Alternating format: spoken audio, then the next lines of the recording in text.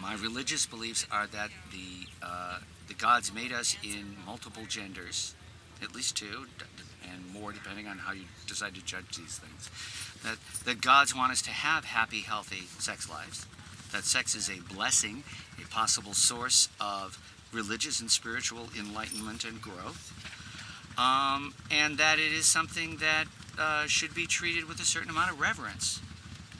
Doesn't mean you can't have fun and play games and do things like that, but it still is a form. It's two or more deities interacting with each other. That's a spiritual experience, at least if you're doing it right. I believe that people are entitled to practice whatever form of sexuality they find comfortable and their partners are happy with. I'm open to arguments that certain kinds of sexuality might be quote-unquote dysfunctional, but that depends a lot on the theories and the research biases of the people making those judgments. But frankly, if somebody wants to have a type of sexuality that I'm not interested in, well then I won't do it. You know, they can go do it with whoever they want to do it with. Again, it's if they don't like it, they can't have any. And I think that works just fine for judging other people's sex lives.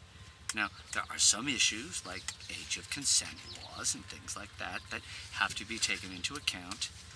And again, there aren't really simple answers to all of this. But I believe the basic neo-pagan approach is pro-sexual to begin with. Now, you have to remember that in Christianity and Islam, sex is essentially viewed as something negative. Sexuality is something bad most of the time, unless it's done under certain carefully defined circumstances. You know, man and wife in missionary position with intent to have children, and they better not enjoy it too much. Okay? That's the historical Christian approach to sexuality. Changed a little bit in the late 20th century among liberal Christians, but by and large that was the basic Christian approach.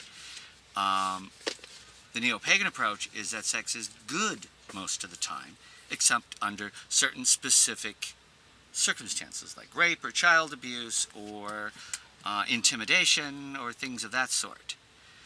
But again, if you're paying attention to the other deity inside the other person, then you're going to be behaving properly. Now, as for my opinions on abortion, I have some very firm opinions on abortion. I happen to know that they are the correct neo-pagan polytheological opinions on abortion, and I intend to reveal them to the world on the very next occasion when I am pregnant.